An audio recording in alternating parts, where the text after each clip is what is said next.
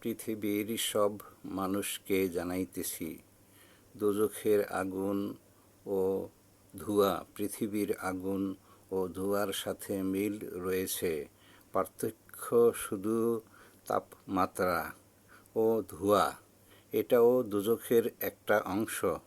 এ কারণেই আল্লাহ পাকের রাসূল হযরত মুহাম্মদ সাল্লাল্লাহু আলাইহি ওয়াসাল্লাম ধোঁয়া ওড়ে সব খাবার খাওয়া ও পান করাকে নিষেধ করেছেন এবং মুখের ফু দিয়া ঠান্ডা করাকেও নিষেধ করেছেন।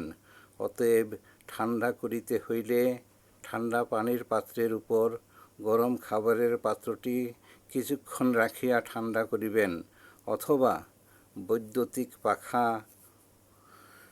অথবা হাত পাখা দিয়া বাতাস করিবেন, অথবা খাদ্যের ধোঁয়া উড়া বন্ধ হওয়া পর্যন্ত অপেক্ষা করিয়া পরে খাদ্য পরিবেশন করিবেন এবং নিজেও খাইবেন ও পান করিবেন।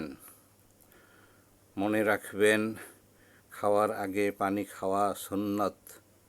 খাওয়া ও পান করার পর হাত মুখ ধৌত করা অথবা টিস্যু দিয়ে মুছে ফেলা আমার নিয়মে খাইলে ও পান করিলে ইনশাআল্লাহ ছোট বড় কারোই কোনো সমস্যা হইবে না।